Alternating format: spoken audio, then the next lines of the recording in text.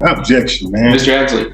I drive a BMW. Anybody with an autopilot vehicle, you know for a fact it won't do that. Right. That's a fact. So they don't have jurisdiction, neither do you. All right. And he pulls his gun. And guess what they did? They shot each other. And they both died.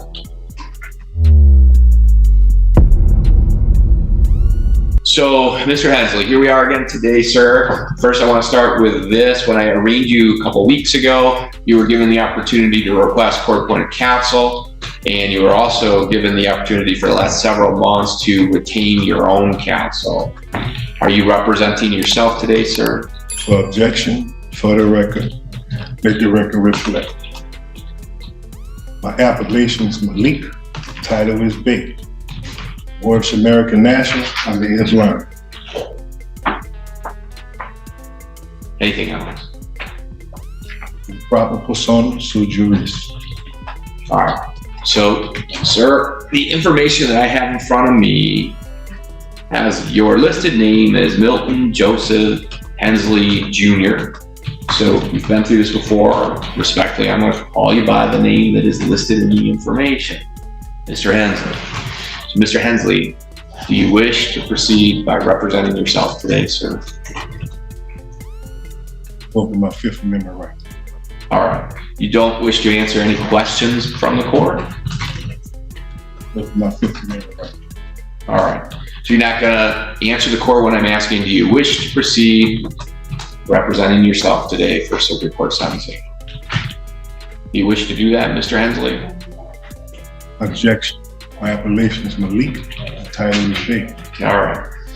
So then let's get this on the record.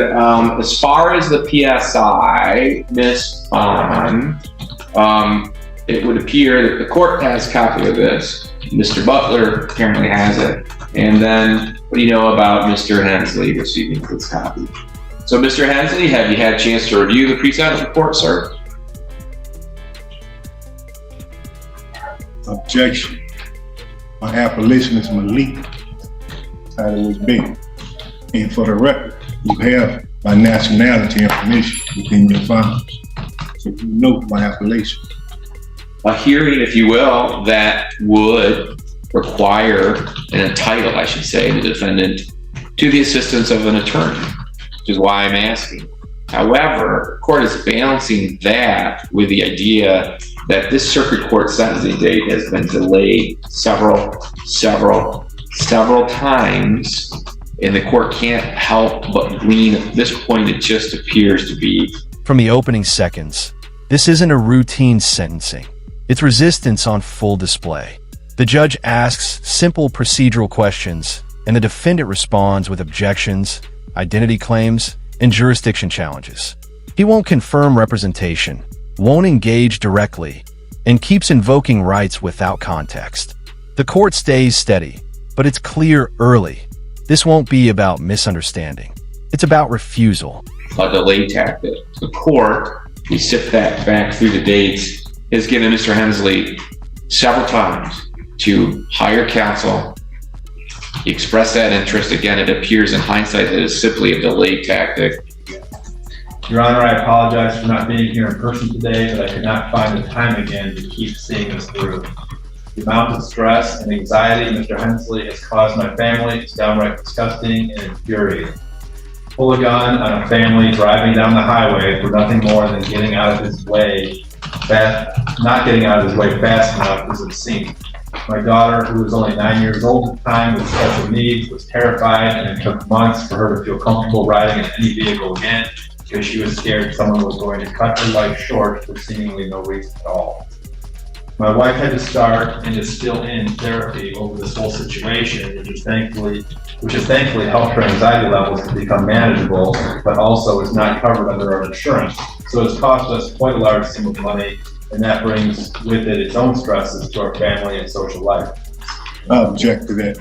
Hold on. So, Mr. Hensley, what is your objection? Tell him prove everything he's saying. If his wife and everybody went through the trauma, show me the doctor bill and report that he went through it. Because I can't believe somebody that was slamming brakes on the interstate at 75, 80 miles per hour deal with trauma. You could have killed us and everything behind me. Ain't no such thing as you got trauma for you slamming your brakes. All right. Prove the accusation that he's making. Prove it. All right. So, sir, I am It's going got to to be bring written in script, like you coming from a movie or something. as expressed in that statement that was just read into the record, how this is still affecting the minor child. And that makes sense to the court as it relates to somebody that's 9 years old and was observing somebody pull up next to them and point a handgun at them. Still haven't been proven for the record. Mr. Hensley, you've been convicted of that, sir, by the court. We're gonna have our Okay. day. We will have our day. So please let me finish, and then I Yeah, certainly continue. will give you the opportunity to address the court before sentencing. The victim impact statement shifts the tone completely. A family recounts fear, a child traumatized, therapy bills piling up. It's emotional and grounded.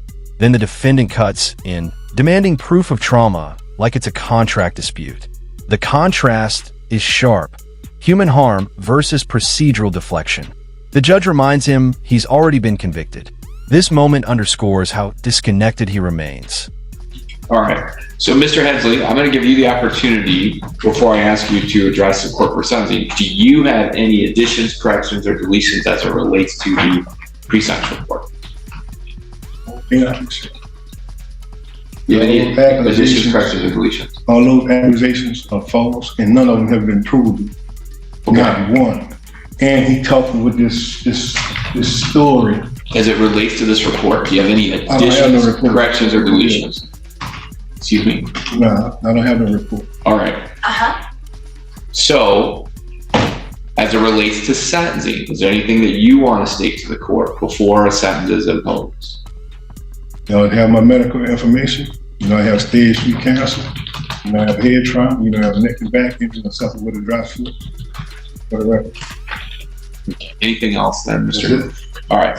How close Mr. Hensley and his vehicle were to them to the point they were extremely uncomfortable? Objection. Did not, hold on, Mr. Hensley, let the court finish, okay?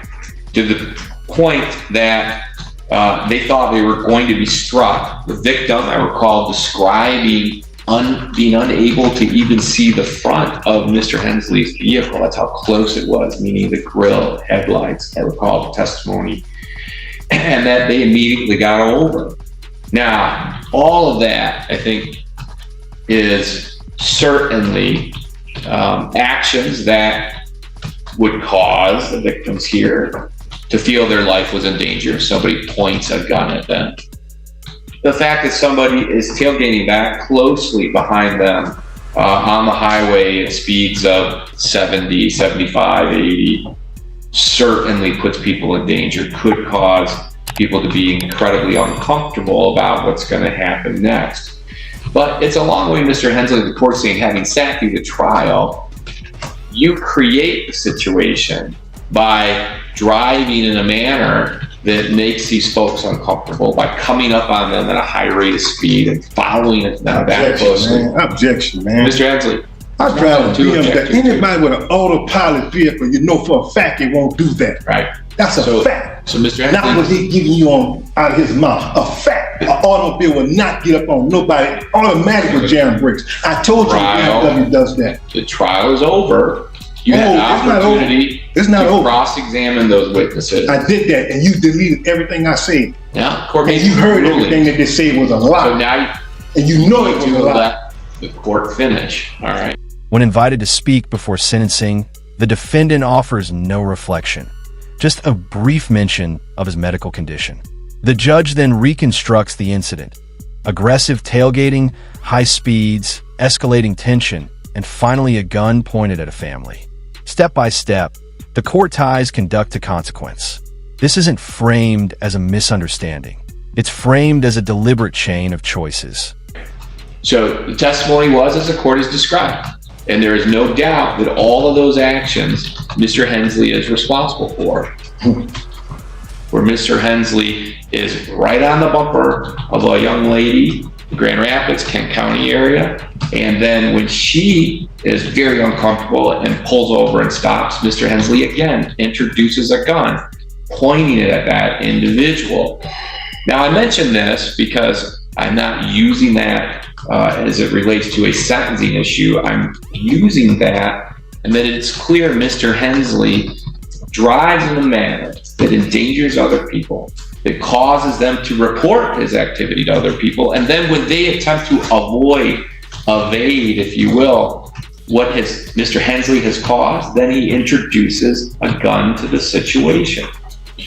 Now, Mr. Hensley, I don't have to tell you that it's fairly obvious that in today's world, right, today's world of shall issue CPLs, that even if you believe that somehow you're justified in displaying a weapon, and for the record, there's nothing in this trial, nothing this court heard with the 404B evidence or the incident at hand here that we're sentencing you on that would suggest that in any way, shape, or form that you were not responsible, that you had any legal justification to introduce a weapon to it. But even assuming in your own mind that you were, what happens with that in today's world is they would have a very easy avenue to articulate, I felt in fear for my life or great bodily harm, and assuming they were lawfully carrying a gun, could take action, shoot you, in other words. And I can remember just in little Ione County, an incident that occurred just a few blocks from here, in which an individual was tailgating a lawful CPL holder going right down Steel Street over here. And so that individual, much like here, got over, pulled into the car wash to get away from this guy. And the guy behind him pulled right in behind him, much like in the 404B evidence I heard with you. And so what happens is the CPL holder, what is this guy doing? He's crazy, he pulls his gun. Now, you can argue whether he could articulate at that time whether he felt his life was in danger of death or great bodily harm. But regardless, so what happens is the tailgater, he then also was a valid CPL holder, and he pulls his gun. And guess what they did? They shot each other, and they both died. All right, guys, let's break this down. This is where denial peaks. The defendant argues about vehicle autopilot like that negates everything witnesses described. The judge shuts it down and delivers a sobering example. Similar road rage, two armed drivers, both shooting each other. The message is unmistakable. Escalation in today's climate can turn fatal in seconds. Recklessness meets reality fast. And what the court likes to do, Mr. Hensley, as I'm reviewing this, I will say this, I'm weighing positively in a positive manner here. You stand before the court at age 50, you don't have any prior criminal history. Exactly. Which is somewhat remarkable when I heard about the 404B evidence. So Exactly. I don't know how that didn't result in some sort of crime, but it didn't. And I'm recognizing that, and I'm going to recognize that in the sentence I'm going to impose here in a minute. We do have the sentencing guideline now, which is 5 to 23 months. Court likes to think about the middle. The middle of 5 to 23 is going to be 14. And I also want to recognize that you don't have any prior criminal history, and that I will also recognize until lately that you've been cooperative with the court. You showed up to court, that you, as far as I could tell, did your very best to represent yourself, and were adamant about doing so and took this matter seriously. All of those things, I think, are things the court can weigh that are positive to you. The negative, though, sir, is the outcome of this is your actions and one causing this and then making it worse with introducing the gun and pointing it at this family on the date in question. Can they prove that? They did prove that. No, they Beyond did a reasonable doubt No, at they did trial. not. I recognize you disagree with that. Because you had asked the evidence, court to you decide had it, photos, and you the had court video, decided it. you had somebody's mouth. Those are all Yes. evidentiary issues that you, again, can explore on appellate review, sir. You're welcome to do that. Yes. Now the judge weighs mitigation. No prior criminal record at 50. That's significant. Consistent court appearances also noted. But those positives don't erase introducing a firearm into a road confrontation. The judge acknowledges the good without minimizing the bad. It's balanced, deliberate, and firm. The defendant keeps disputing the verdict, but sentencing isn't a rewind button. All right. So as it relates to the carrying a concealed weapon, all right, so carrying the concealed weapon is count or charge number 1. Court's going to impose a sentence of 12 months to 5 years. That's under the minimum guideline range. or the middle, I should say, of what the court was looking at of 14 months. So it'll be 1 year to 5 years with the Michigan Department of Corrections, and you do have credit now for 14 days that you have previously served. As it relates to the felonious assault, now this would be charge number 2, the court's going to impose a sentence of 1 year with the Michigan Department of Corrections to the statutory max of 4 years. You will receive credit for 14 days that you have previously served. And then as it relates to count 3, this is the felony firearm, the court is required, Mr. Hensley, to impose a sentence of 2 years with the Michigan Department of Corrections. And then counts 1 and 2 that I mentioned earlier will be served concurrently with each other, but this count 3 by statute is required to be served consecutive with and preceding these other 2 counts. So 2 years with the Michigan Department of Corrections. The sentencing lands with precision. 1 to 5 years, another 1 to 4, then a mandatory 2-year consecutive term. The structure is explained calmly, almost clinically. There's no drama in the delivery, just finality. This is the point where arguments stop matching. The courtroom shifts from debate to consequence, and time becomes the defining factor. As it relates to the monetary obligations, Mr. Hensley, the court is required by statute to impose $130 as a crime victim rights assessment. The court's going to impose court costs in the amount of $1,500. There'll be a $60 DNA testing fee, and then required by statute are these state costs in the amount of $68 on count 1, $68 on 2, and $68 on 3. All right, so Mr. Hensley, you do have a right, and this is something you're interested in. You've expressed that interest to seek appellate review of the sentence the court has imposed. If you'd like to do that, you have 21 days from today's date to make that request. You have the appellate paperwork there. Right in front of him along with the pen. All right. He's already in the district court. You want the case number? So hold on. So you have 21 days from today's date to make that request. So if you can, then there's a pen there. I need you to sign. There's 2 copies of that. One for you to keep, the other one for you to initial and date that you've received it. So if you could do that for me, sir, it's right there on the podium. This is your all rights. You can take that with you. I'm not signing anything. All right. So for the record, Mr. Hensley Bay is indicating you don't want to sign that, sir? I'm not signing anything. All right, so for the record then, though, I am going to send back with the deputy his copy of the appellate review form. I'm going to place the unsigned appellate review form here. Mr. Hensley, only because we've dealt with this case for so long, if you want to explore these, though, this form is important to you, okay? I recognize that you are refusing to sign it or acknowledge it for the record, but this is something that you want to file timely if you want appellate review of this. They don't have jurisdiction. So if they don't have jurisdiction, neither do you. All right. Well, I think that the court has jurisdiction. Even at the end, the defendant refuses to sign appellate paperwork, still insisting the court lacks jurisdiction. The judge documents the refusal and moves forward anyway.